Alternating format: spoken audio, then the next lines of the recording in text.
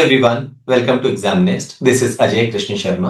आज हम cat 2025 slot 1 में जो क्वांटिटेटिव एप्टीट्यूड के क्वेश्चंस पूछे गए थे उन्हें डिस्कस करने वाले हैं। जो क्वेश्चंस इस सेक्शन में पूछे गए थे वो ज्यादातर एप्लीकेशन बेस्ड थे, तो वो स्टूडेंट्स जिन्होंने हर एक टॉपिक की पढ़ाई की थी जो कि कैट के हिसाब से इंपॉर्टेंट है और साथ में प्रैक्टिस की थी, लॉजिक बिल्ड किया था, उनके लिए इस सेक्शन में अच्छा स्कोर करना मुश्किल नहीं था। जो क्वेश्चंस पूछे गए हैं हम उन्हें डिस्कस करेंगे और साथ में ये भी डिसाइड करेंगे कि हम उन्हें किस कैटेगरी में प्लेस करते हैं, ए कैटेगरी, बी कैटेगरी या सी कैटेगरी। ए कैटेगरी क्वेश्चंस वो होते हैं जिन्हें हमें फर्स्ट राउंड में करना होता है, इसे हम कहते हैं अभी करने वाले क्वेश्चन। बी कैटेगरी क्वेश्चन जिन्हें हमें सेकेंड राउंड में करना होता है, इन्हें हम कहते हैं बाद में करने वाले क्वेश्चन और मार्क फॉर रिव्यू हम यहाँ पर इन्हें कर देते हैं। सी कैटेगरी क्वेश्चंस वो जो हम सबसे लास्ट में अटेम्प्ट करते हैं जब हम ए और बी कैटेगरी के क्वेश्चंस अटेम्प्ट कर चुके होते हैं। तो इनिशियली इन क्वेश्चंस को देखते ही हमें इन्हें छोड़ना होता है, that is why we call them C category questions. तो शुरुआत करते हैं फर्स्ट क्वेश्चन के साथ। ये question simple and compound interest पर बेस्ड एक मॉडरेट लेवल का क्वेश्चन है। कंसेप्ट ज्यादा मुश्किल नहीं है, लेकिन कैलकुलेशन के लिए हमें डेफिनेटली कैलकुलेटर का इस्तेमाल करना होगा बिकॉज ऑप्शंस काफी क्लोज हैं।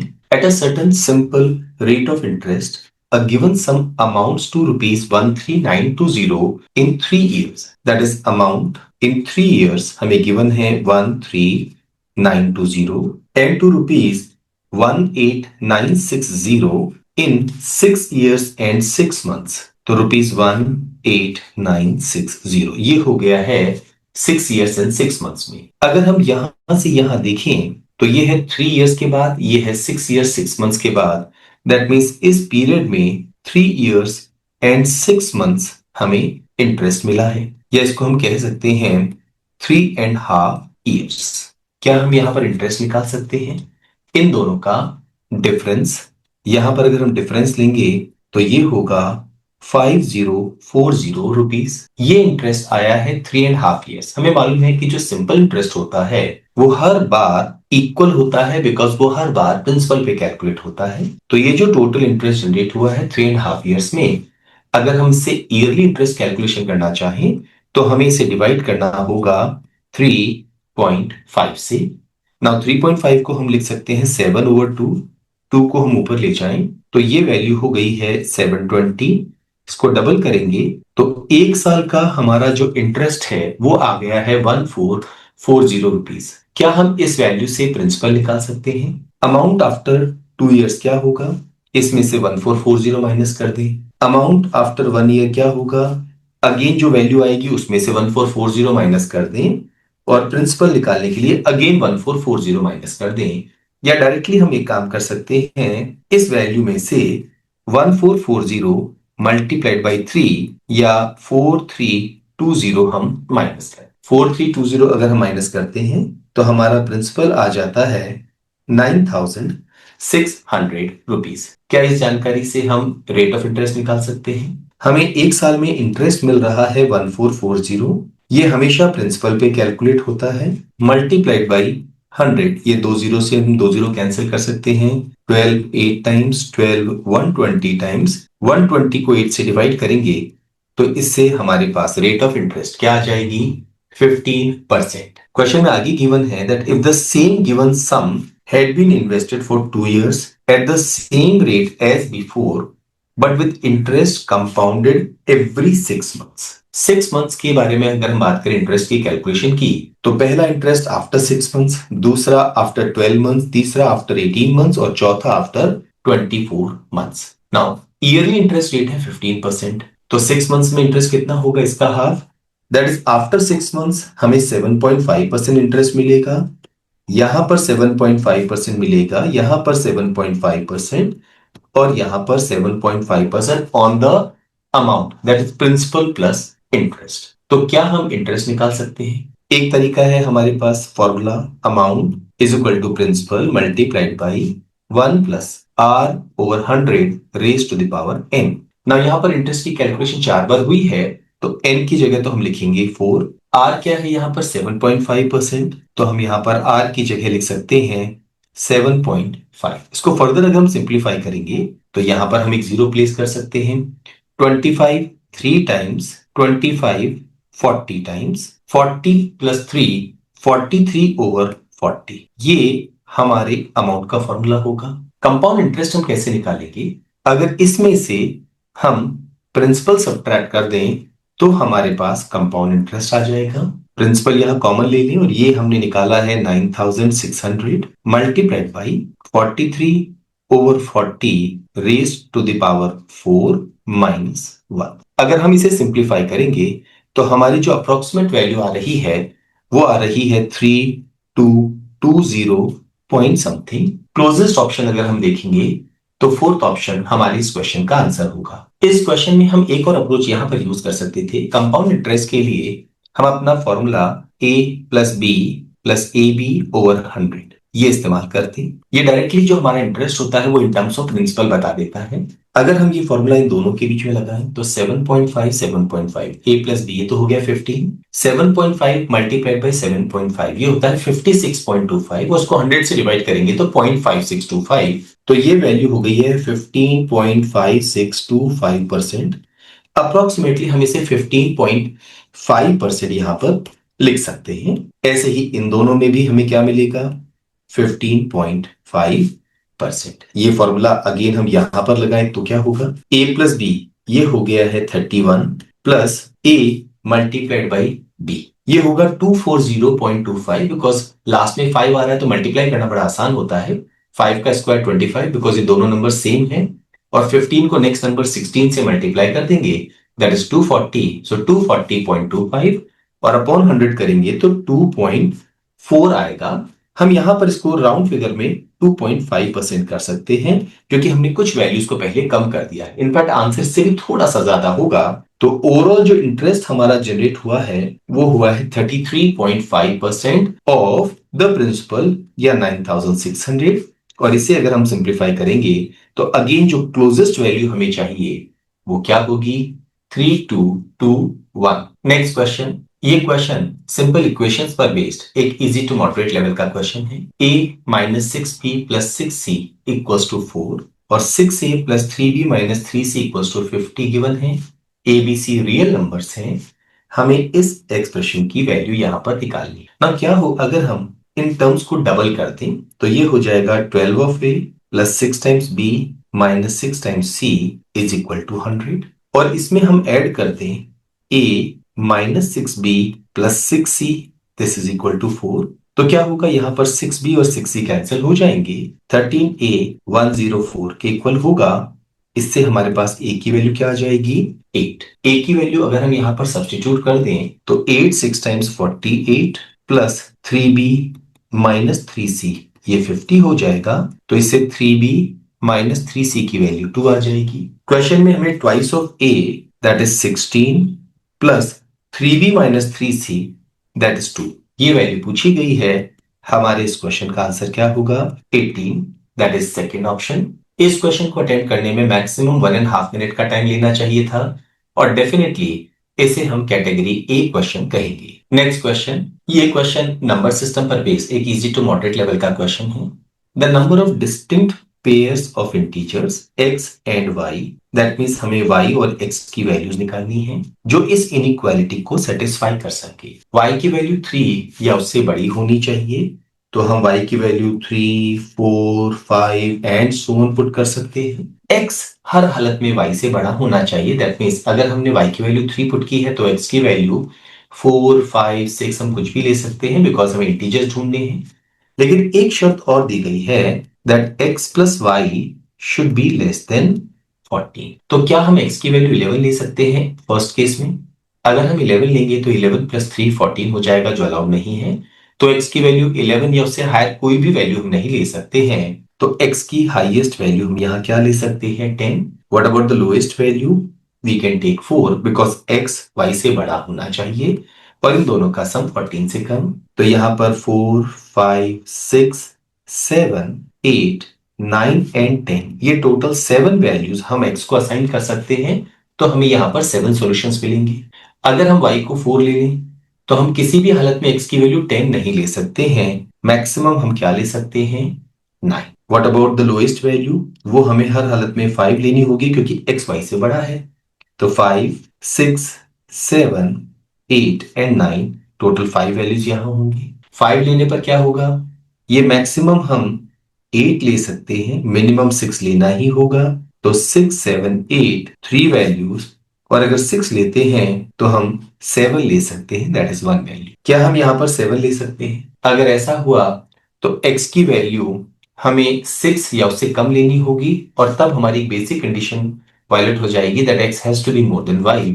तो हम y की कोई भी वैल्यू इसके अलावा नहीं ले सकते हैं। टोटल कितने सॉल्यूशंस हमारे होंगे? ये जो 4 हमारे पास केसेस आए हैं, इनके सॉल्यूशंस का सम। हमारे क्वेश्चन का आंसर क्या होगा? 16। नेक्स्ट क्वेश्चन, ये क्वेश्चन कोऑर्डिनेट ज्योमेट्री पर बेस्ड एक इजी टू मॉडरेट लेवल का क्वेश्चन है, एंड डेफिनेटली हम इसे कैटेगरी ए क्वेश्चन कहेंगे। The X Y coordinates of vertices P Q and R of parallelogram P Q R S हमें given है -3 -2 1 -5 and 9 1 respectively. If the diagonal SQ intersects the x axis at a, 0, हमें a की value यहां पर पता करनी है। ये हमारे पास में पैरेललोग्राम है, p q r की कोऑर्डिनेट्स हमें मालूम है। लेट अस से s के कोऑर्डिनेट्स हैं x, y। एक बेसिक प्रॉपर्टी है जो पैरेललोग्राम के साथ जुड़ी हुई है, जो ऑपोजिट वर्टिसेस हैं उनके एब्सिसास के सम आपस में इक्वल होते हैं। दैट मीन्स अगर हम 1 और x को ऐड कर दें, ये इक्वल होगा किसके? -3 और 9 के सम के। तो -3 + 9 करने पर विल गेट 6, तो x की वैल्यू 5 आएगी।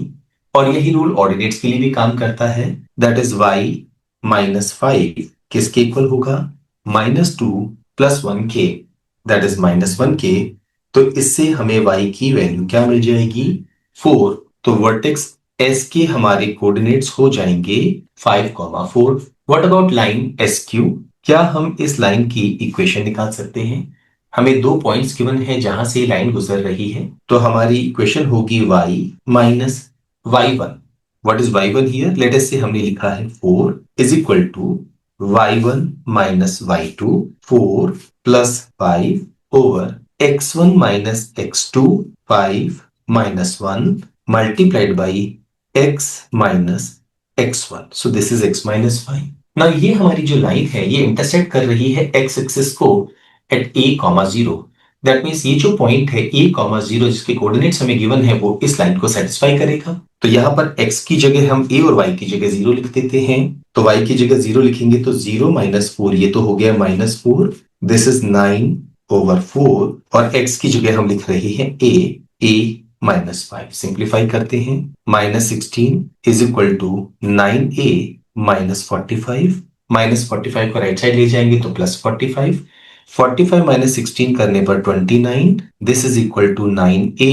और अगर हम 9 को नीचे ले आए तो 29/9 किसकी वैल्यू आ जाएगी? a की, जो हमें यहां पर निकालनी थी। सेकेंड ऑप्शन हमारे इस क्वेश्चन का आंसर होगा। नेक्स्ट क्वेश्चन, ये क्वेश्चन परम्यूटेशन एंड कॉम्बिनेशन पर बेस्ड एक इजी टू मॉडरेट लेवल का क्वेश्चन है। डेफिनेटली कैटेगरी ए क्वेश्चन हम इसे कहेंगे। A cafeteria offers 5 types of sandwiches. Let's say वो सैंडविचेस हैं A, B, C, D and E. Moreover, for each type of sandwich, a customer can choose one of 4 breads. तो breads के लिए अगर हम बात करें तो यहां पर हमारे पास 4 ऑप्शंस हैं, यहां पर भी हर एक जगह हमारे पास 4 ऑप्शंस हैं। And opt for either small और लार्ज साइज सैंडविच। साइज की अगर हम बात करेंगे तो हर एक केस में 2 हमारे पास में ऑप्शंस अवेलेबल हैं, लार्ज और small. Optionally the customer may also add up to 2 out of 6 available sauces. 6 sauces available हैं, अप टू 2 आप ऐड कर सकते हैं। दैट मीन्स आप या तो 2 ऐड कर सकते हैं या 1 ऐड कर सकते हैं, या हो सकता है आप एक भी सॉस ऐड ना करें।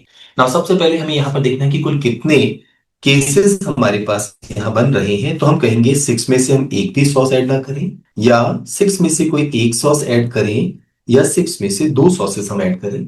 6C0 ये 1 होता है, 6C1 6, 6C2 हम कैसे लिखते हैं? नीचे लिखेंगे 1 2, न्यूमरेटर तो लिखेंगे 6 5, 30/2 करेंगे तो 15। तो यहां पर हर एक सैंडविच की अगर हम बात करें तो 22 चॉइसेस अवेलेबल हैं। The number of different ways in which N order can be placed for a sandwich is. अगर हम सैंडविच ए की बात करें तो ब्रेड के लिए हमारे पास 4 चॉइसेस हैं, साइज 2 है, सॉसेस के 22 ऑप्शंस हैं, ऐसे ही हर एक सैंडविच के केस में होगा। टोटल 5 सैंडविचेस हैं, हम इसे 5 से मल्टीप्लाई करेंगे। 22 4 टाइम्स 88, 5 2 टाइम्स 10, 10 मल्टीप्लाइड बाई 88 करने पर हमारे इस क्वेश्चन का आंसर क्या आ जाएगा? 880। इस क्वेश्चन में गलती होने के चांसेस कहां थे? अब 2 को हम रीड कर लेते 2, तब हम सिर्फ एक ही केस कंसीडर करते 6C2, और उस केस में हमें ये वैल्यू 15 लेनी होती जहां हमने 22 लिखा है। तो 15 2 टाइम्स 30, 4 टाइम्स 120, 5 टाइम्स 600 हमारा आंसर आ जाता, जो कि हमें फर्स्ट ऑप्शन में गिवन है। नेक्स्ट क्वेश्चन, ये क्वेश्चन परसेंटेज कंसेप्ट पर बेस्ड एक इजी टू मॉडरेट लेवल का क्वेश्चन है। डेफिनेटली कैटेगरी ए क्वेश्चन हम इसे कहेंगे। In a class there were more than 10 boys and a certain number of girls. So number of boys हमें given है more than 10 है। After 40% of the girls and 60% of the boys left the class, the remaining number of girls was 8 more than the remaining number of boys. Now यहाँ पर 40% होता है 2 over 5, तो जो number of girls हैं वो definitely 5 का मल्टीपल होनी चाहिए। सिमिलरली 60% होता है 3 over 5, नंबर ऑफ बॉयज भी 5 का मल्टीपल होनी चाहिए। अदरवाइज हम जब 40% और 60% उसका कैलकुलेट करेंगे तो वैल्यू डेसिमल में आ जाएगी, जो परमिसिबल नहीं है। लेट अस से नंबर ऑफ गर्ल्स हैं 5x और नंबर ऑफ बॉयज हैं 5y। नाउ 40% गर्ल्स लेफ्ट, तो गर्ल्स बची कितनी हैं? 60%। इसका 60% यानी इसका 3/5 होता है 3x। ऐसे ही 60% बॉयज लेफ्ट, सो बॉयज बचे कितने हैं? 40%, दैट इज 2/5। इसका 2/5 होता है 2y। ये हमें गिवन है कि ये वैल्यू इस वैल्यू से 8 ज्यादा है, या हम एक काम कर सकते हैं 3x minus 2y equals to 8। हमें बस एक बात ध्यान रखनी है कि जो नंबर ऑफ बॉयज हैं वो 10 से ज्यादा होनी चाहिए।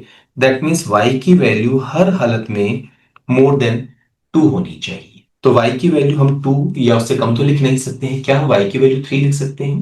2 3 टाइम्स 6, 8 प्लस 6 14, वो 3 से डिविजिबल नहीं है। क्या हम y की वैल्यू 4 लिख सकते हैं? तब 4 2 टाइम्स 8 ऐड होके 16 हो जाएगा, नहीं लिख सकते हैं। क्या हम y की वैल्यू 5 ले सकते हैं? ये हो गया 10, वहां जाके ऐड होगा 18, 3 से डिवाइड करेंगे तो x की वैल्यू हमारी क्या होगी? 6। अब जैसे जैसे हम y की वैल्यू बढ़ाते जाएंगे x की वैल्यू भी बढ़ती जाएगी। हमें क्वेश्चन में पूछा गया है minimum possible number of students initially in the class was, तो वो यहां पर हमें कैलकुलेट करना होगा। x की वैल्यू 6 पुट कर दें तो ये हो जाएगा 30, और y की वैल्यू 5 पुट कर दें तो ये हो जाएगा 25। 30 प्लस 25 करने पर हमारे इस क्वेश्चन का आंसर 55। अब अगर हम y की वैल्यू मान लीजिए बढ़ाते हैं, लेट्स से हम एक वैल्यू ले रहे हैं 8, तो 8 2 टाइम्स 16, उधर जाके ऐड होगा 24, x की वैल्यू भी क्या हो जाएगी? 8। एंड वी कैन सी जो ओवरऑल नंबर स्टूडेंट्स हैं वो बढ़ जाएंगे, मिनिमम हमें यहां पर मिलेंगे। हमें याद रखना है y इक्वल टू 2 हमें नहीं लेना है, बिकॉज अगर हम y इक्वल टू 2 लेते हैं तो ये हो जाएगा 4, राइट हैंड साइड जाके प्लस, तो ये 12 हो गया। 12 डेफिनेटली 3 से डिविजिबल है, तो x की वैल्यू 4 आएगी। पर y इक्वल टू 2 पुट करते ही नंबर ऑफ बॉयज हमारे 10 हो जाएंगे, जो अलाउड नहीं है। तो y की वैल्यू हमें 2 से ज्यादा लेनी होगी, और इस केस में हमारे इस क्वेश्चन का answer 55। Look at the next question. ये क्वेश्चन सीक्वेंसेस एंड सीरीज पर बेस्ड एक मॉडरेट टू इंटेंस लेवल का क्वेश्चन है। नॉर्मली इस तरह के क्वेश्चंस को हम फर्स्ट राउंड में अवॉइड करते हैं, क्योंकि यहां सही लॉजिक बिल्ड करने में समय लगता है और कैलकुलेशन में भी टाइम लगेगा। Shruti travels a distance of 224 kilometre in 4 parts for a total travel time 3 hours. 3 hours को हम मिनट्स में कह सकते हैं 180 minutes. Her speeds in these 4 parts follow an arithmetic progression. तो हमारे पास में 4 पार्ट्स हैं, 1 2 3 एंड 4। यहां पर अरिथमेटिक प्रोग्रेशन में हमें इनकी स्पीड्स गिवन है, and the corresponding time taken to cover these 4 parts follow another arithmetic progression. जो टाइम लिया है श्रुति ने वो भी अरिथमेटिक प्रोग्रेशन में है हर एक पार्ट में। If she travels at a speed of 960 meters per minute for 30 minutes to cover the first part, then the distance in meters she travels in the fourth part is। Now अगर यहाँ पर speed हम ले रहे हैं 960 meters per minute, और ये चारों ही टर्म्स अरिथमेटिक प्रोग्रेशन में हैं, लेट अस से यहाँ स्पीड हो गई है 960 प्लस x, तो यहाँ हो जाएगी 960 प्लस 2x, यहाँ हो जाएगी 960 plus 3x। What about the time in these 4 parts? Total हमें 3 आवर्स यानी 180 मिनट्स गिवन है। 30 मिनट फर्स्ट पार्ट में जा चुके हैं तो बचे हैं 150 मिनट्स। अगर ये तीन टर्म्स अरिथमेटिक प्रोग्रेशन में हैं तो ये वाली टर्म निकालना बड़ा आसान है। इसे हम 3 से डिवाइड कर देंगे तो वी विल गेट 50 है। अगर ये तीन टर्म्स अरिथमेटिक प्रोग्रेशन में है तो अगेन मिडिल पार्ट निकालना बड़ा आसान है। इन दोनों को ऐड करके हम डिवाइड कर देंगे 2 से, ये हो जाएगा 40। एंड नाउ फोर्थ पार्ट में जो जर्नी टाइम है वो हम निकाल सकते हैं क्योंकि अरिथमेटिक प्रोग्रेशन में है। This has to be 60। We can see इन चारों का सम 180 मिनट्स आ रहा है। हमें पूछा गया है distance in metres. That means इसका और इसका product 60 multiplied by 960 plus 3x हमें यहां पर निकालना है। टोटल डिस्टेंस हमें 224 किलोमीटर गिवन है। क्या हम टोटल डिस्टेंस निकाल सकते हैं हर एक पार्ट का और उन सबको ऐड कर दें? ये हो जाएगा 960 मल्टीप्लाइड बाई 30 फर्स्ट पार्ट में। व्हाट अबाउट सेकेंड पार्ट में? 960 multiplied by 40 plus x multiplied by 40 या हम कहेंगे 40x। यहां हो जाएगा 960 multiplied by 50 plus 2x multiplied by 50 या 100x।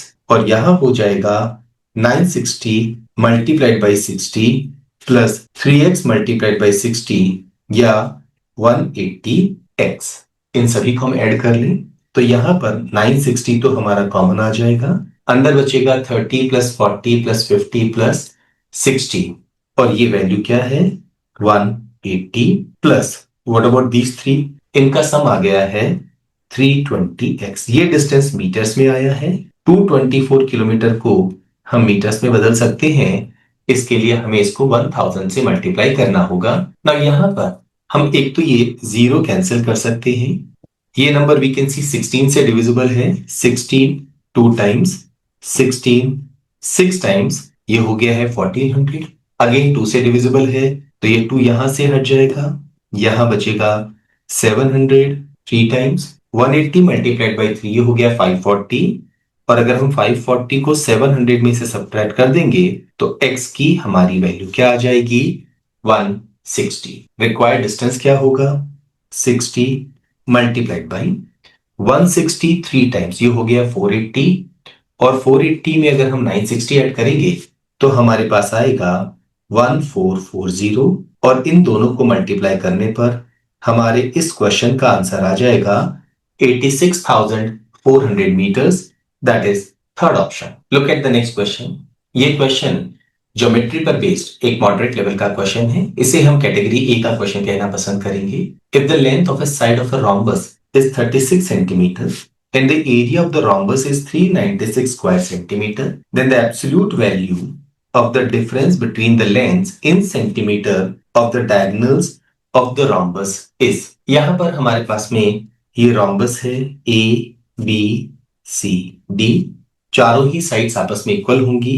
साइड की लेंथ हमें क्या गिवन है 36 सेंटीमीटर। यहाँ जो दो डायगोनल्स हमारे पास आ रहे हैं that is DB and AC, ये एक दूसरे को बाइसेक्ट करते हैं एट 90 डिग्री एंगल। BD यहाँ पर बड़ा वाला डायगोनल है तो अगर मैं BD को D1 लेता हूं और AC को D2 लेता हूं और ये पॉइंट O है तो O से B का जो डिस्टेंस होगा वो होगा D1 अपॉन 2 और O से C का जो डिस्टेंस है वो होगा D2 अपॉन 2।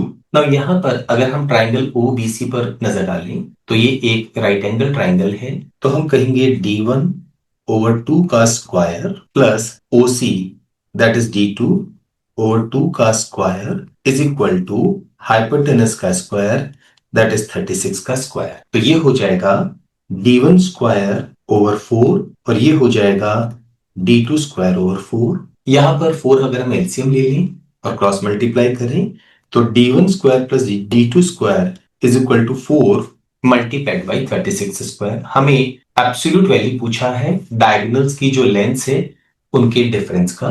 क्योंकि हमें मालूम है BD यहां पर हायर वैल्यू है तो हम D1 माइनस D2 यहां पर पता करना चाहते हैं। हमें एरिया भी गिवन है रोम्बस का। रोम्बस के एरिया का फॉर्मूला होता है half D1 multiplied by D2। ये वैल्यू हमें गिवन है 396 तो इससे D1 मल्टीप्लाइड बाई D2 396 का डबल हो जाएगा और 2D1 D2 396 का 4 टाइम्स हो जाएगा। अगर इसमें से हम इसे सब्ट्रैक्ट कर दें तो ये हो जाएगा d1 माइनस d2 का होल स्क्वायर। ये है 4 मल्टीप्लाइड बाई 36 का स्क्वायर और ये है 4 मल्टीप्लाइड बाई 396। 4 अगेन हम कॉमन ले सकते हैं, ये हो गया है 1296 माइनस 396। इन दोनों का डिफरेंस है 900 मल्टीप्लाइड बाई 4, ये हो गया है 3600। तो इससे हम d1 माइनस d2 निकाल सकते हैं। 3600 का स्क्वायर रूट ले लें, हमारी रिक्वायर्ड वैल्यू यहां पर क्या होगी 60। नेक्स्ट क्वेश्चन, ये क्वेश्चन नंबर सिस्टम पर बेस्ड एक इजी टू मॉडरेट लेवल का क्वेश्चन है, डेफिनेटली कैटेगरी ए क्वेश्चन हम इसे कहेंगे। In a 3 digit number n, ये हमारे पास एक 3 डिजिट का नंबर है, the digits are non zero and distinct. तो हम बात कर रहे हैं 1 से लेके और 9 तक जो डिजिट्स हैं इनकी, such that none of the digits is a perfect square। इसका मतलब है हमें 1 को हटाना होगा, 4 हटाना होगा, 9 हटाना होगा। अब हमारे पास में सिर्फ यही 6 डिजिट्स है जो हम यहां पर प्लेस करेंगे। And only one of the digits is a prime number. अगर हम देखें तो 2, 3, 5 और 7, ये 4 डिजिट्स जो हैं वो प्राइम नंबर को रिप्रेजेंट कर रही हैं। केवल एक ही प्राइम नंबर हम अगर यूज कर सकते हैं, इसका मतलब है हमें 6 और 8 को तो हर हालत में यूज करना ही होगा। Then the number of factors of the minimum possible value of n is, सबसे पहले मुझे इस नंबर को मिनिमाइज करना है। तो एक्सट्रीम लेफ्ट में, दैट मींस जो हमारी हंड्रेड्स की पोजीशन है उस पर सबसे छोटे डिजिट का इस्तेमाल हमें करना होगा। तो 2 अगर हम यहां लिखते हैं तो अब कोई भी प्राइम नंबर हम यूज नहीं कर सकते हैं, 6 और 8 को यूज करना ही होगा। नंबर को स्मॉलेस्ट बनाना है तो 6 को यहां लिखना होगा और 8 को यहां पर। तो हमारा रिक्वायर्ड नंबर 268 है। क्वेश्चन में हमें नंबर ऑफ फैक्टर्स यहां पर पता करने हैं। इसको हम फैक्टराइज कर सकते हैं, ये नंबर 4 से डिविजिबल है तो 4 मल्टीप्लाइड बाई 67। 4 को हम क्या लिख सकते हैं 2 स्क्वायर। तो हमारा ये जो नंबर है ये प्राइम फैक्टर फॉर्म में हम ऐसे लिख सकते हैं। नंबर ऑफ फैक्टर्स निकालना भी बड़ा आसान है, या तो हम डायरेक्टली फॉर्मूले का इस्तेमाल करें, पावर जो है 2 इसमें 1 ऐड करें तो ये हो जाएगा 3। ऐसे ही यहां पर पावर में 1 है, इसमें 1 ऐड करें तो ये हो जाएगा 2 और दोनों का प्रोडक्ट क्या होगा 6। लेकिन अगर हम लॉजिकली समझना चाहें, ये नंबर 2 स्क्वायर से डिविजिबल है तो 2 की पावर 1 और 2 की पावर 0 तीनों से डिविजिबल होगा। यानी यहां पर हमारे पास 3 ऑप्शंस हैं। ये +1 हमने इस केस के लिए किया था। ऐसे ही ये नंबर 67 की पावर 1 से डिविजिबल है तो 67 की पावर 0 से भी डिविजिबल होगा। तो 2 हमारे पास में यहां केसेस हो गए हैं और इन दोनों के प्रोडक्ट से डिविजिबल है तो इनके किसी भी कॉम्बिनेशन के प्रोडक्ट से भी डिविजिबल होगा। तो यहां पर टोटल नंबर ऑफ फैक्टर्स कितने हो जाएंगे 6। नेक्स्ट क्वेश्चन, ये क्वेश्चन फंक्शंस एंड ग्राफ्स पर बेस्ड एक moderate to slightly intense level का क्वेश्चन है। नॉर्मली इस तरह के क्वेश्चंस को हमें सेकेंड राउंड में अटेम्प्ट करना चाहिए या फिर हमें इसको छोड़ देना चाहिए, लास्ट राउंड के लिए इसे हमें रखना चाहिए। x हमें गिवन है ग्रेटर देन और इक्वल टू 3, लेस देन और इक्वल टू 6 और यहां पर हमें ग्रेटेस्ट इंटीजर डिफाइन किया गया है, that greatest integer x is nothing but greatest integer not exceeding x। इसका मतलब यह है कि अगर x एक इंटीजर है तब तो यही आंसर है। फॉर एग्जाम्पल अगर हमें कहा जाए इसकी वैल्यू क्या होगी तो जवाब होगा 7। और अगर यहां पर हमें मान लीजिए कोई एक ऐसी वैल्यू दी जाती जो इंटीजर नहीं है तो इससे जस्ट छोटा जो इंटीजर होगा वो हमारे इस क्वेश्चन का आंसर होगा। Set S represents all feasible values of x, then a possible subset of S is, complete set हम यहां पर नहीं ढूंढ रहे हैं, पॉसिबल सबसेट है। तो हमें पहले सेट निकालना होगा और फिर देखना होगा कि इनमें से कौन सी वैल्यू है जो उस सेट का सबसेट बन सकती है, वही हमारा आंसर होगा। यहां पर x की value greater than equal to 3 से लेस देन इक्वल टू 6 तक है तो हम यहाँ 4 केसेस बना सकते हैं। x greater than equal to 3 less than 4, x greater than equal to 4 less than 5, x greater than equal to 5 less than 6 and x equals to 6। Now हमें relation क्या गिवन है, एक्स स्क्वायर ये इसके square के equal है। x अगर हम यहां पर 3 पुट करते हैं तो ये क्या हो जाएगा, इंटीजर लेने पर ये 3 आएगा और 3 का स्क्वायर पुट करने पर ये 9 होगा। लेकिन अगर मैं x की वैल्यू 3 से बड़ी और 4 से छोटी कोई भी वैल्यू ले लूं, लेट अस से 3.999 भी ले लूं, तो ये जब मैं सॉल्व करूंगा तो आंसर वापस क्या आएगा 3 और 3 का स्क्वायर करने पर 9। इसका मतलब है अगर हम इस रेंज की बात करते हैं तो ये जो हमारा एक्सप्रेशन है ये हर हालत में किसके इक्वल होगा? 9 के। That means greatest integer of x square हमें 9 गिवन है। क्या यहां से हम x के बारे में कोई प्रिडिक्शन कर सकते हैं? 9 हर बार आंसर कब आएगा? अगर एक्स स्क्वायर 9 के इक्वल हो जाए या एक्स स्क्वायर 10 से छोटा हो जाए। क्योंकि अगर मान लीजिए एक्स स्क्वायर की जगह मैं 9 पॉइंट समथिंग भी लिख दूं तो भी क्या होगा? हर बार आंसर 9 आएगा। तो इससे मेरे पास एक्स स्क्वायर की वैल्यू ये आ गई है और दोनों तरफ अगर मैं स्क्वायर रूट लूं तो एक्स की वैल्यू आएगी ग्रेटर देन और equal to 3 less than under root 10। तो अगर हम जिस सेट एस की बात कर रहे हैं उसके सॉल्यूशंस पर नजर डालें तो एक सॉल्यूशन हमें यहां पर मिल जाएगा जब एक्स की वैल्यू 3 और अंडर रूट 10 इस तरह से हम लिखेंगे बिकॉज ये लेस देन है और यहां पर ग्रेटर देन इक्वल टू है। What about the second case? अगर हम ये वाला केस कंसीडर करते हैं, एक्स की वैल्यू 4 पुट करते हैं क्योंकि ये इंटीजर है तो इंटीजर ही आएगा। 4 का स्क्वायर 16, यहां 16 हो जाए। पर अगर हम 4.1 भी पुट कर दें तो भी ग्रेटेस्ट इंटीजर लेने पर 4 आएगा। 4 का स्क्वायर 16, दैट मींस हर बार हमारे पास ये वैल्यू 16 होगी। ये वैल्यू 16 कब आती है? जब या तो ये 16 हो या ये 17 से छोटा नंबर हो। दैट मींस हमारा जो एक्स स्क्वायर जिसकी हम ग्रेटेस्ट इंटीजर वैल्यू निकाल रहे हैं वो या तो 16 के इक्वल और उससे बड़ा या 17 से छोटा होना चाहिए। तो यहां से फिर हम x की वैल्यू क्या निकाल सकते हैं? 4 और अंडर रूट 17। तो यहां पर हम लिख सकते हैं 4 और अंडर रूट 17, इसे इंक्लूड नहीं करना है। ऐसे ही अगर हम 5 ले लें तो यहां पर अगर ये 5 लेंगे तो 5 का स्क्वायर 25, ये वैल्यू 25 आ जाएगी। और अगर 6 से छोटा नंबर इवन 5.9 लिया तो भी 5 और 5 का स्क्वायर 25। दैट मीन्स अब हर बार हमें वैल्यू क्या मिलेगी? 25। ये वैल्यू 25 के इक्वल कब होगी? एक, जब ये खुद 25 हो या ये 25 पॉइंट समथिंग हो। That means x square greater than और इक्वल टू 25 हो या 25 पॉइंट समथिंग हो, दैट मीन्स 26 से छोटा हो। स्क्वायर रूट लेंगे तो x की value greater than equal to 5 less than under root 26। तो एक और सॉल्यूशन हमारे पास आ गया है 5 अंडर रूट 26। व्हाट अबाउट अगर हम x की वैल्यू 6 ले लें? जैसे ही x की वैल्यू 6 लेंगे ये एक्सप्रेशन क्या हो जाएगा? 36। एक्स स्क्वायर 36 के इक्वल कब आ सकता है? जब या तो एक्स स्क्वायर 36 हो या हमें 36 पॉइंट समथिंग मिले। पर उस केस में x की वैल्यू 6 को एक्सीड कर जाएगी जो परमिसिबल नहीं है।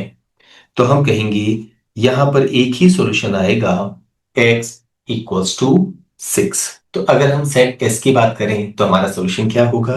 3 under root 10 greater than equal to 3 less than under root 10 union greater than equal to 4 less than under root 17 union greater than equal to 5 less than under root 26 union and 6। केवल fourth option ही इस condition को satisfy कर रहा है। Why not first option? यहां पर under root 10 को हम शामिल नहीं कर रहे हैं जबकि यहां कर रहे हैं, यह आंसर नहीं होगा। विद द सेम लॉजिक हम सेकंड ऑप्शन को भी एलिमिनेट कर सकते हैं। यहां पर हमने लिखा है 4 कॉमा अंडर रूट 18 जबकि हम अंडर रूट 17 से छोटा नंबर हमें लेना होगा। अंडर रूट 17 या उससे बड़ा नंबर नहीं ले सकते हैं तो ये भी रिजेक्ट हो जाएगा।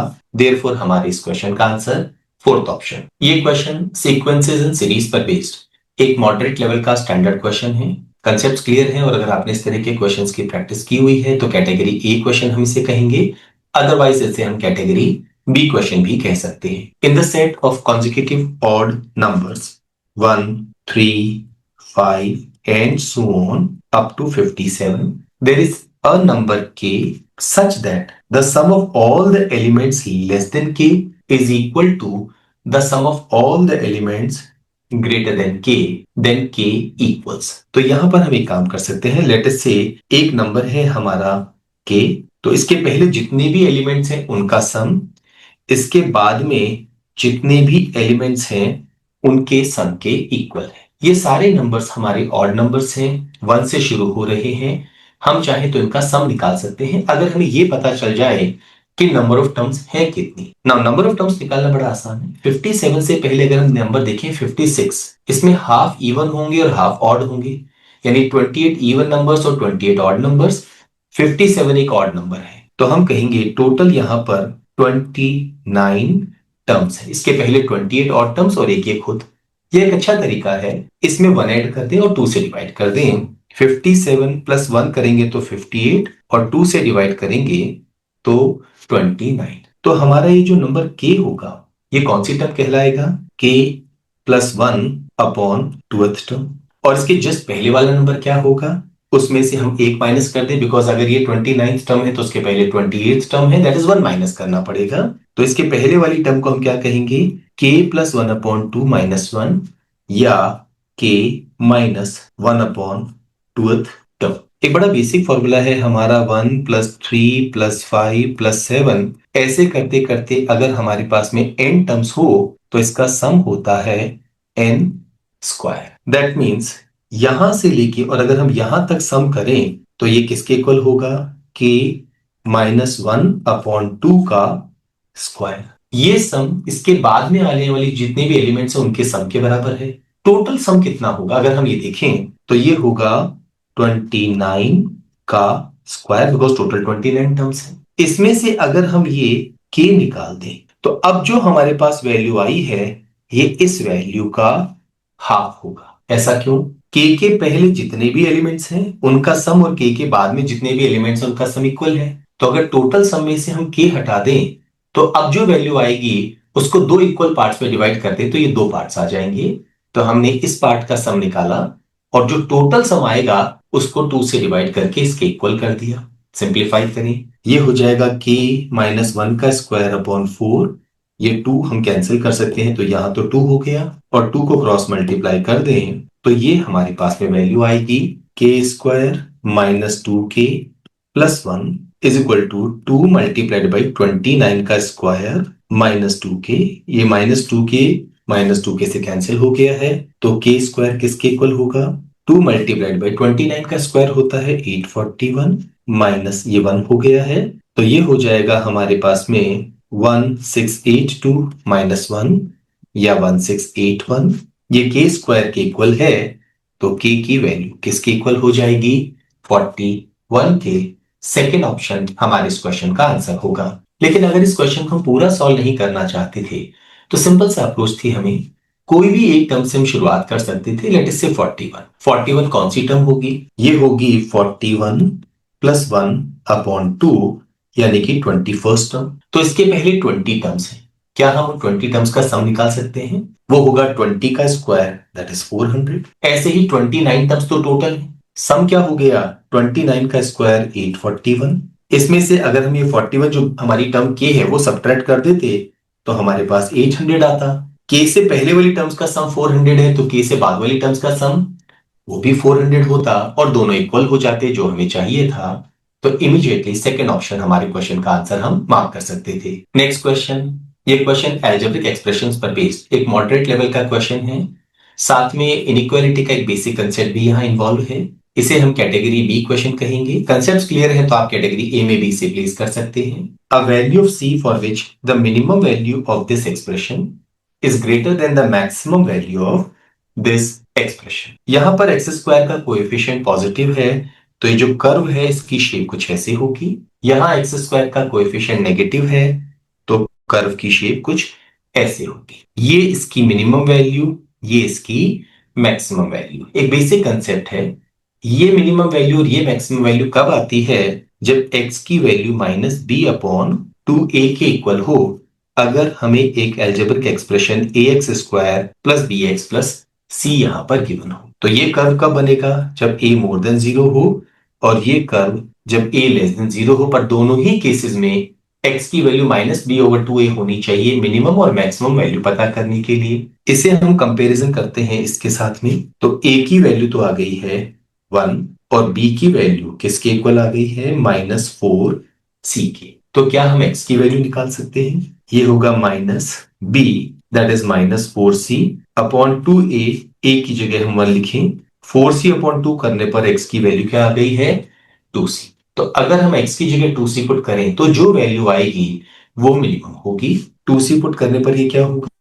4c square minus 4c multiplied by 2c 8c square plus 8c। ये वैल्यू ग्रेटर है किससे? इसकी मैक्सिमम वैल्यू से। अगेन कंपेयर करें तो a की वैल्यू यहां पर क्या है?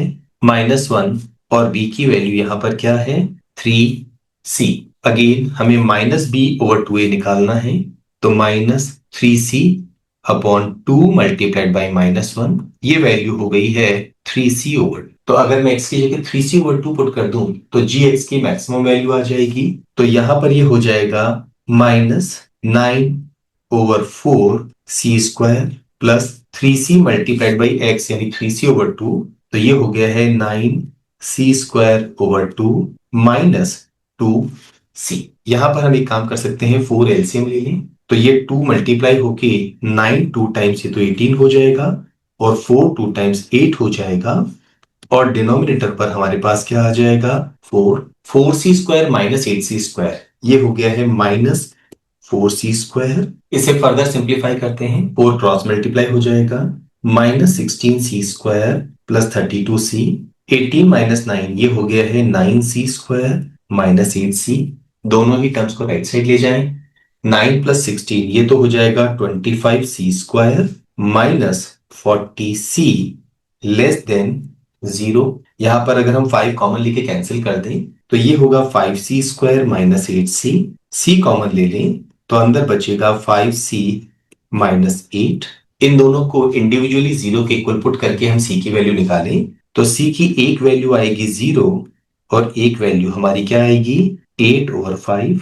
नंबर लाइन पर अगर हम इसे प्लॉट करें तो 0 छोटा नंबर है वो इधर आएगा, 8/5 बड़ा नंबर इधर आएगा। क्योंकि यहाँ पर c² का कोएफिशिएंट पॉजिटिव है, एक्सट्रीम राइट में हम लिखेंगे प्लस, फिर लिखेंगे माइनस और फिर लिखेंगे प्लस। हम ढूंढ रहे हैं लेस देन 0, यानी ये वाला जो जोन है हमारे काम का है। तो c की वैल्यू 0 से बड़ी, 0 के राइट में, और 8/5 से छोटी। 8/5 का मतलब होता है 1.6। तो हमारा जो c है वो 0 और 1.6 के बीच में होना चाहिए। किसी भी हालत में ये 2 -2 और -1/2 नहीं हो सकता है, बिकॉज वो इस रेंज में नहीं है। हमारे इस क्वेश्चन का आंसर थर्ड ऑप्शन। लेकिन अगर हमें ये कंसेप्ट नहीं मालूम हो कि x इक्वल टू -b/2a पर ये मैक्सिमा है मिनिमा देगा, तो हम दूसरे अप्रोच पे इस्तेमाल कर सकते हैं। इसे परफेक्ट स्क्वायर बनाते हैं। ये है x² -4cx प्लस 8c। एक काम करें, यहां पर अगर मैं 4c² ऐड कर दूं और 4c² सब्ट्रैक्ट कर दूं तो कैन बी से ओवरऑल वैल्यू पर कोई फर्क नहीं पड़ेगा। तब ये क्या हो जाएगा x -2c का whole square -4c² plus 8c। हमें इस एक्सप्रेशन की मिनिमम वैल्यू पता करनी है ना। ये तो कांस्टेंट है, इसे हम नहीं छेड़ सकते हैं।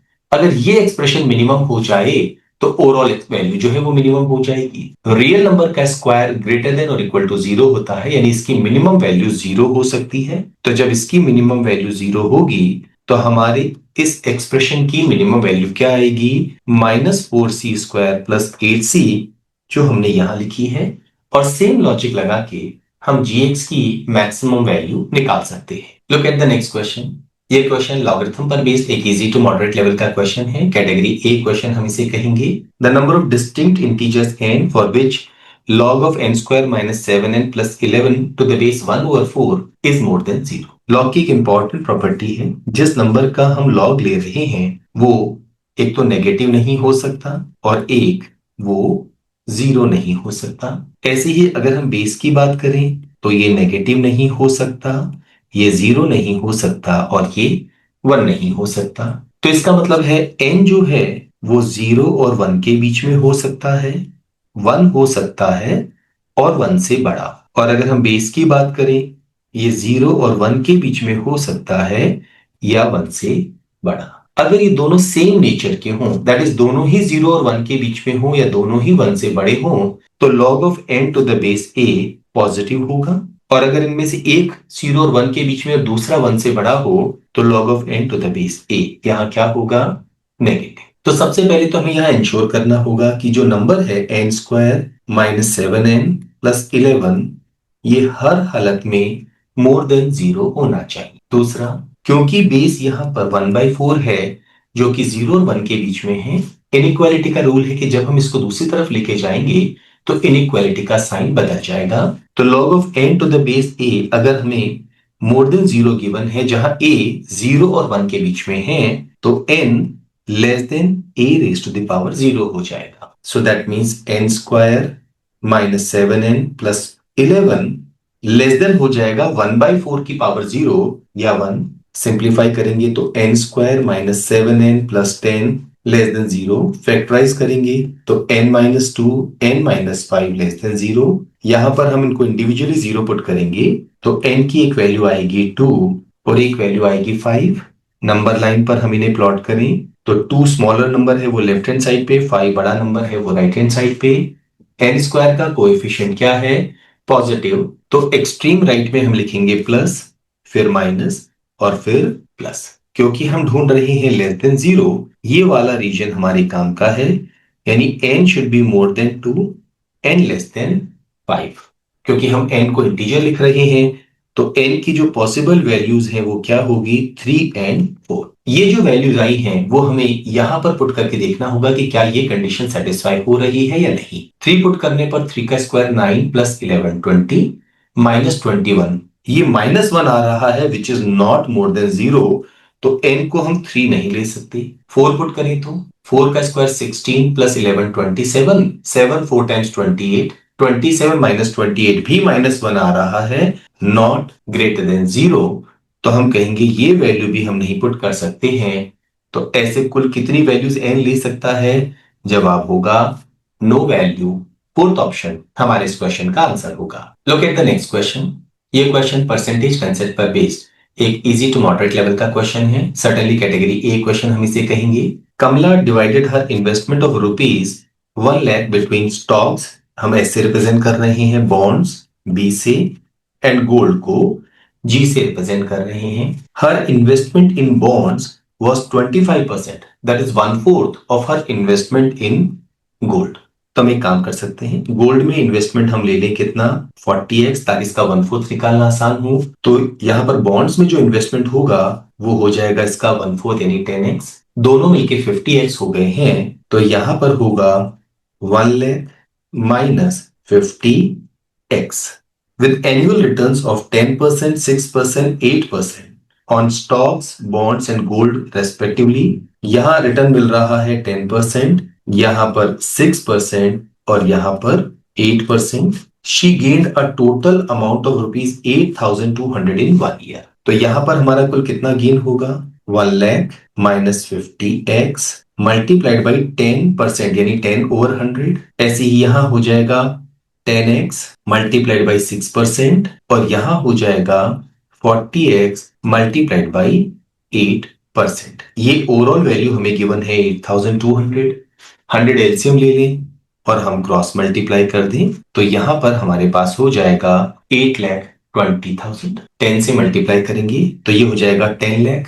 8,20,000 को इधर लाएंगे तो अब हमारे पास बचेगा 1,80,000 माइनस 50 मल्टीप्लाइड बाई 10, ये हो गया माइनस 500x, ये है 60x एंड 320x। इन दोनों का सम हो गया है 380x। सब्ट्रैक्ट करेंगे तो माइनस 120x राइट साइड ले जाते हैं, ये हो गया 120x। 0 से 0 हम कैंसिल कर सकते हैं 12 15 टाइम्स, तो x की वैल्यू क्या आ गई है? 1500। क्वेश्चन में क्या पूछा गया है? Amount in rupees that she gained from the bonds was, bond से इन्होंने गेन किया है कितना? 10x का 6%, ये वैल्यू इन्होंने गेन की है। x की वैल्यू 1500 अगर हम यहां पुट कर दें, 2 0 कैंसिल हो गई है। 15 6 टाइम्स 90 मल्टीप्लाइड बाई 10, हमारे इस क्वेश्चन का आंसर क्या होगा? 900 rupees. Look at the next question. ये question profit loss and discount पर बेस्ड एक इजी टू मॉडरेट लेवल का क्वेश्चन है। कैटेगरी ए क्वेश्चन हम इसे कहेंगे। A shopkeeper offers a discount of 22% on the mark price of each chair and gives 13 chairs to a customer for the discounted price of 12 chairs to earn a profit of 26% on the transaction. Cost price of each chair हमें 100 rupees given है, mark price हर एक chair की हमें यहाँ पर पता करनी है। नाउ कॉस्ट प्राइस है 100 रुपीज की, 13 चेयर्स कस्टमर को दी गई है 12 चेयर्स के लिए, और ये 12 चेयर्स भी कौन सी प्राइस है? Discounted price. तो अगर 13 चेयर्स कस्टमर को दी गई है तो 13 चेयर्स परचेज भी की गई होंगी। एक चेयर की कॉस्ट प्राइस 100 रुपीज, तो 13 चेयर्स की जो कॉस्ट प्राइस है वो है 1300 रुपीज। नाउ 26% का प्रॉफिट होने का मतलब है जो शॉपकीपर है उन्हें इस वैल्यू से 26% ज्यादा अमाउंट मिलना चाहिए। लेकिन ये जो अमाउंट मिला है ये कितनी चेयर्स के अगेंस्ट मिला है? 12 चेयर्स के अगेंस्ट। तो इससे हम एक चेयर की सेलिंग प्राइस निकाल सकते हैं 12 से डिवाइड करके। 22% का यहाँ डिस्काउंट दिया गया है। दैट मीन्स जो सेलिंग प्राइस है वो मार्क प्राइस से 22% कम होनी चाहिए या उसका 78% होनी चाहिए। हम एक चेयर की मार्क प्राइस निकाल सकते हैं। ये जो परसेंटेज साइन है ये हम कैंसिल कर दें। 13 6 टाइम्स, यहां पर 100 बचा है, 6 21 टाइम्स, तो ये हो गया है 4 3 टाइम्स, 4 25 टाइम्स, 3 7 टाइम्स। तो मार्क प्राइस पर चेयर आ जाएगी 25 मल्टीप्लाइड बाई 7 या 175 rupees. Look at the next question. ये क्वेश्चन रेशियो कंसेप्ट पर बेस्ड एक इजी टू मॉडरेट लेवल का क्वेश्चन है। कैटेगरी ए या कैटेगरी बी में भी हम इसे प्लेस कर सकते हैं, क्योंकि थोड़ी सी कैलकुलेशन करते समय हमें सावधानी रखनी होगी। The ratio of the number of students in the morning shift and afternoon shift of a school was 13:9. Morning shift को हम m से रिप्रेजेंट कर रहे हैं, आफ्टरनून शिफ्ट को हम a से रिप्रेजेंट कर रहे हैं। से ये है 13x और ये है 9x. After 21 students moved from the morning shift to the afternoon shift, 13x minus 21 हो जाएगा और ये 9x plus 21 हो जाएगा। This ratio became 19:40. That is 13x minus 21, 9x plus 21 is equal to 19/40. Simplify करें। 14 13 times 182x minus 14 21 times 294 is equal to 19 9 times 171x plus 21 19 times ये हो गया है 399। 171x को अगर हम लेफ्ट हैंड साइड पे ले आए तो यहां सब्ट्रैक्ट होके ये हो जाएगा 11x। 294 को राइट साइड ले जाएं तो ऐड होके ये वैल्यू हो जाएगी 693। x की हमारी वैल्यू क्या आ जाएगी? 63। Next, some new students joined the morning and afternoon shifts in the ratio 3:8, and then the ratio of the number of students in the morning shift and the afternoon shift became 5:4। इस situation के बाद में तो सबसे पहले हम x की value यहां पर पुट करेंगे। तो 13 को 63 से मल्टीप्लाई करने पर हमारी वैल्यू आ गई है 819 यहां पर। ऐसे ही अगर हम 9 को 63 से मल्टीप्लाई करें तो ये वैल्यू आ गई है 567। यहां से 21 अगर हम माइनस कर दें तो ये वैल्यू हो जाएगी 798 और यहां 21 अगर हम ऐड कर दें तो ये वैल्यू हो जाएगी 588। 3:8 के रेशियो में कुछ नए स्टूडेंट्स ने ज्वाइन किया है। लेट अस से यहां ज्वाइन किया है 3y ने और यहां ज्वाइन किया है 8y ने। अब ये रेशियो 5:4 हो गया है। That means 798 plus 3y upon 588 plus 8y is equal to 5/4। 798 को 4 से मल्टीप्लाई करेंगे तो हमारे पास में वैल्यू आएगी 3192। ये है 12y। 5 से यहां पर अगर हम मल्टीप्लाई करेंगे तो ये वैल्यू आएगी 2940 plus 40y। 12y right side चला जाएगा तो ये हो जाएगा 28y। 2940 अगर हम लेफ्ट साइड पे ले आएंगे तो ये सब्ट्रैक्ट हो जाएगा। हमारे पास वैल्यू आएगी 252। 28 9 टाइम्स 252 होता है, तो इससे y की हमारी वैल्यू क्या आ गई है? 9। क्वेश्चन में क्या पूछा गया है? The number of new students who joined. New students 3y और 8y, टोटल 11y है। y की वैल्यू 9 पुट कर दें तो हमारे इस क्वेश्चन का आंसर क्या होगा? 99। That is second option. Look at the next question. ये question surds and indices concept पर बेस्ड एक मॉडरेट लेवल का क्वेश्चन है। कैलकुलेशन थोड़ी सी ज्यादा है, इनइक्वालिटी का कंसेप्ट भी इन्वॉल्व हो रहा है। तो हम चाहे तो इसे कैटेगरी ए में, अदरवाइज कैटेगरी बी में भी प्लेस कर सकते हैं। फॉर एनी नेचुरल नंबर के, ए के हमें डिफाइन किया गया है 3 raised to the power k, the smallest natural number m for which this expression is true. Now क्या हम a1 की वैल्यू निकाल सकते हैं? वो होगा 3 की power 1, so 3 raised to the power 1 whole raised to the power 1 multiplied by what about a2? ये होगा 3 square raised to the power 2 and so on. a20 होगा 3 raised to the power 20 whole raised to the power 20। ये less than है। a21 क्या होगा? 3 raised to the power 21। a22 होगा 3 raised to the power 22 and so on. 20 plus m होगा 3 raise to the power 20 plus m के। यहाँ पर ये जो 21 है इसे हम लिख सकते हैं 20 प्लस 1, 22 को लिख सकते हैं 20 प्लस 2 एंड सो ऑन। तो टोटल यहाँ पर m टर्म्स होंगी, बेस सेम है, टर्म्स मल्टीप्लाई हो रही हैं, तो पावर्स को हम ऐड करेंगे। तो ये होगा 3 raise to the power 20 plus 1 plus 20 plus 2 plus 20 plus 3 and so on up to 20 plus m। What about left hand side? 1 multiplied by 1 इसे हम लिख सकते हैं 3 की पावर 1 स्क्वायर। 2 मल्टीप्लाइड बाय 2 ये हो जाएगा 3 की पावर 2 स्क्वायर। 3 मल्टीप्लाइड बाय 3 ये हो जाएगा 3 की power 3 square and so on. और लास्ट में हमारे पास आएगा 3 की power 20 square. Again base same है, टर्म्स मल्टीप्लाई हो रही हैं, तो पावर्स ऐड हो जाएंगी। हम इसे लिख सकते हैं 1 square plus 2 square plus 3 square and so on up to 20 square. 3 यहां भी है, 3 यहां भी है। ये एक्सप्रेशन इससे बड़ा कब होगा? जब ये वैल्यू इस वैल्यू से बड़ी होगी। 1 स्क्वायर से लेके 20 स्क्वायर तक का सम हम निकाल सकते हैं। बेसिक फॉर्मूला है 1 स्क्वायर से लेके n स्क्वायर तक का। ये होता है n plus 1 2n plus 1 upon 6 के। यहां पर हम n की जगह 20 पुट कर दें तो ये है 20 multiplied by 21 multiplied by 41 over 6। ये लेस देन होना चाहिए किससे? इसके। 20 कितनी बार आ रहा है? m टाइम्स, तो 20m आएगा। ऐसे ही 1 से लेके m तक भी हमें ऐड करना है। ये होता है m प्लस 1 अपॉन 2 के। 2 यहाँ एलसीएम ले लें तो 20m बन जाएगा 40m और 2 यहाँ पर आ जाएगा। इस 2 को हम कैंसिल कर सकते हैं। 6 यहाँ पे 3 बचेगा और 3 ये वैल्यू क्या हो जाएगी? 7। इसे सिंप्लीफाई करते हैं तो m square plus m plus 40m ये हो गया प्लस 41m ग्रेटर देन होना चाहिए 20 multiplied by 7 multiplied by 41 that is 5740 से। तो m की वैल्यू हम यहाँ क्या ले सकते हैं? m कॉमन ले लें। m plus 41 should be greater than 5740। इस स्टेज के बाद हम थोड़ा हेटेरोडाइन कर सकते हैं। हमें इन दोनों का प्रोडक्ट 5740 से बड़ा चाहिए। डेफिनेटली m की मल्टीपल वैल्यूज हो सकती हैं। हमें स्मॉलेस्ट वैल्यू ढूंढनी है। क्या हम m की जगह 60 पुट कर सकते हैं? 60 मल्टीप्लाइड बाई 60 प्लस 41 101 ये प्रोडक्ट 6060 आ रहा है। डेफिनेटली ये 5740 से तो बड़ा है। यस, m की वैल्यू 60 पुट कर सकते हैं। What about 59? 59 मल्टीप्लाइड बाई ये 100 5900 ये भी 5740 से बड़ा है। इसे भी हम पुट कर सकते हैं। क्या हम 58 पुट कर सकते हैं?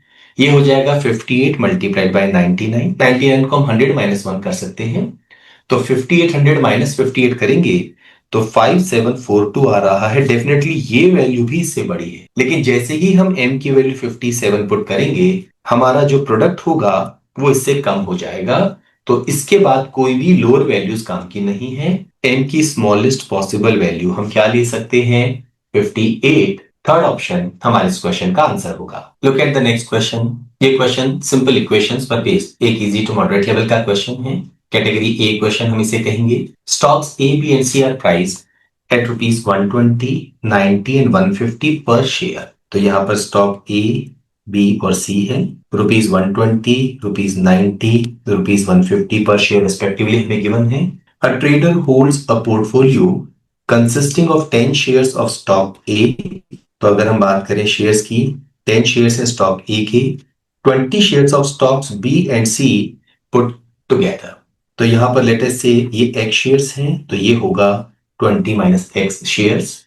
If the total value of her portfolio is rupees 3300, total value के लिए मल्टीप्लाई कर दें। ये हो गया 1200, ये हो गया 90x, ये हो गया 3000 माइनस 150x, ये हमें 3300 गिवन है। तो यहां पर डिफरेंस है माइनस 60x, ये राइट साइड जाके प्लस 60x हो जाएगा। ये हो गया है 4200, 3300 माइनस करेंगे तो 900। हमारे पास में x की वैल्यू 15 आ जाएगी। क्वेश्चन में क्या पूछा गया है?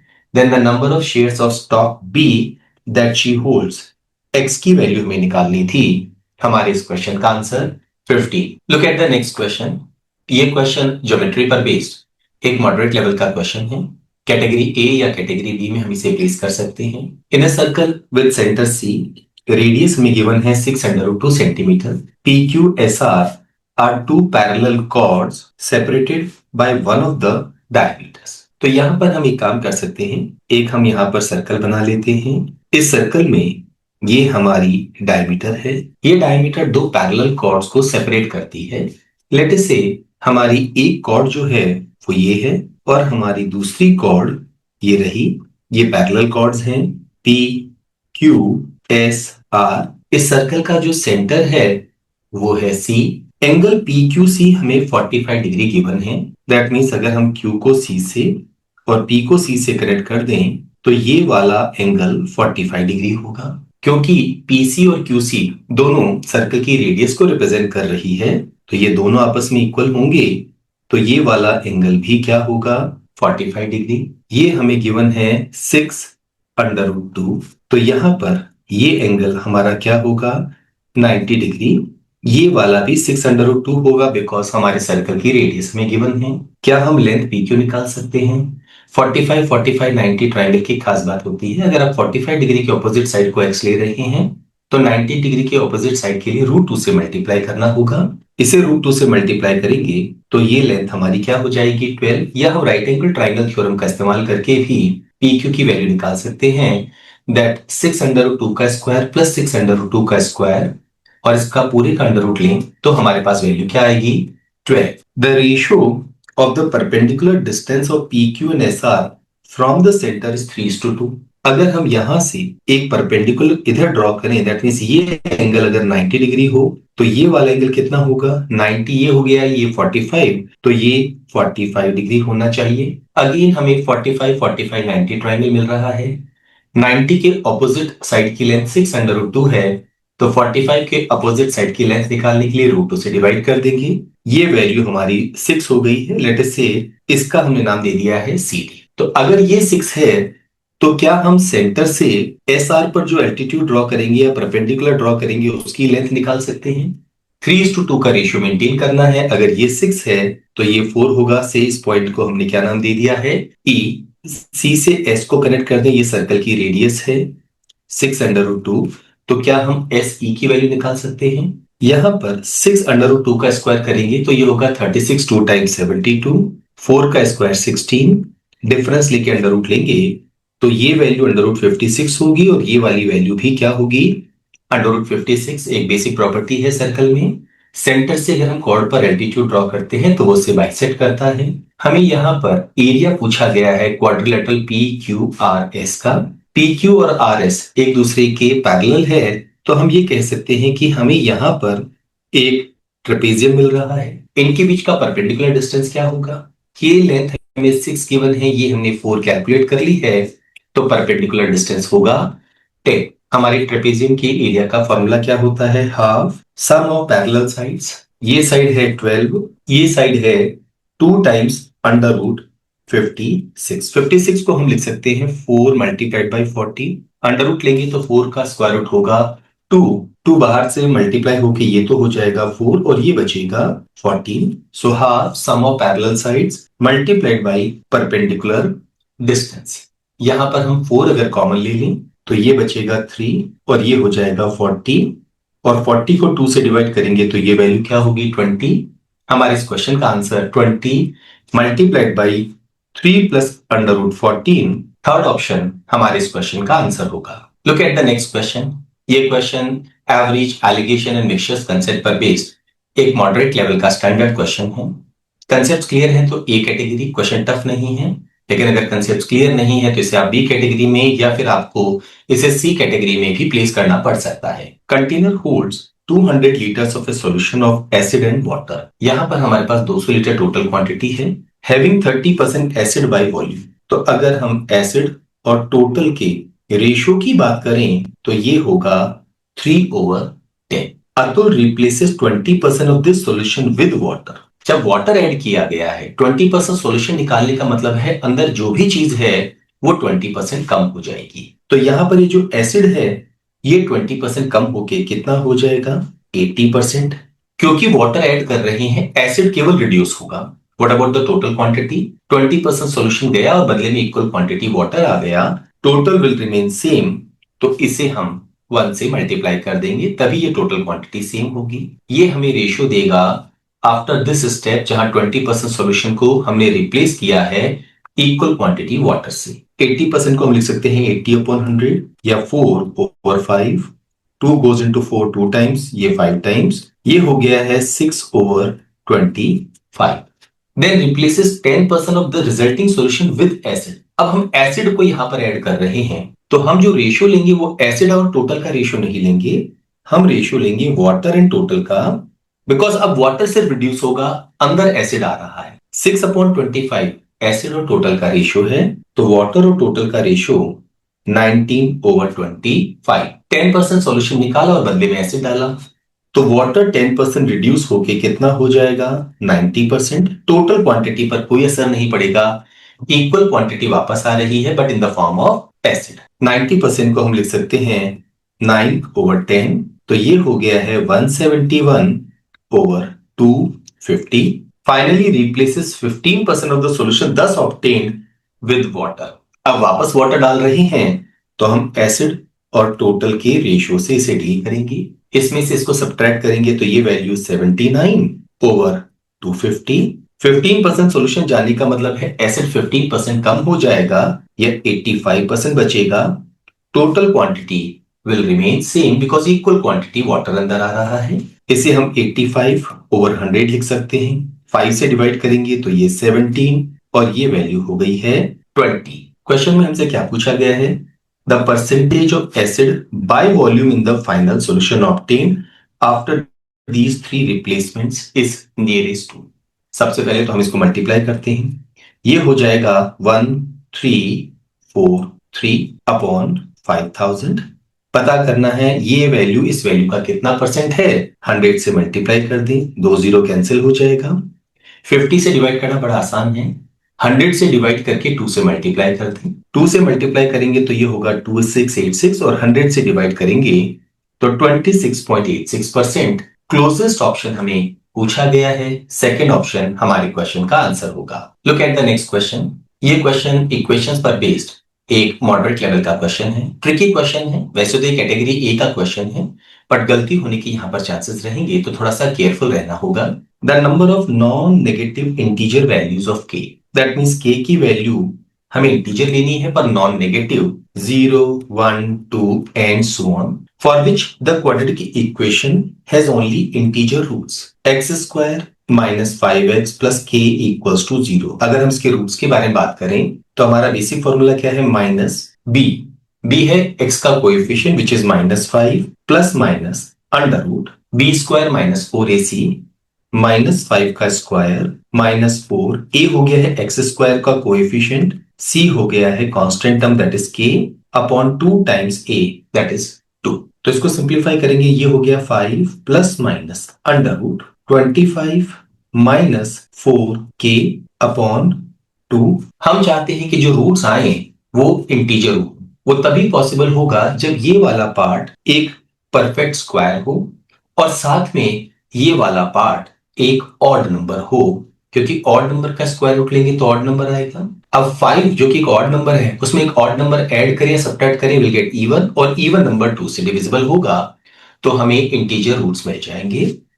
तो हमारी कोशिश है कि 25 - 4k क्या होना चाहिए? एक परफेक्ट स्क्वायर, डेफिनेटली पॉजिटिव होना चाहिए, नेगेटिव हम ले नहीं सकते हैं, और साथ में ऑड होना चाहिए। परफेक्ट स्क्वायर की अगर हम बात करते हैं तो ये वैल्यू हम ले सकते हैं क्या? 1 या 9 या 25। तो अगर ये 1 हो जाए तो 1 का अंडर रूट 1, हमारे रूट्स हो जाएंगे 5 + -1/2, 6/2 3, 4/2 2, 3 and 2। अगर हम 9 ले लें तो ये हो जाएगा 9 का अंडर रूट 3, सो 5 + -3/2, 8/2 4 एंड 2/2 1।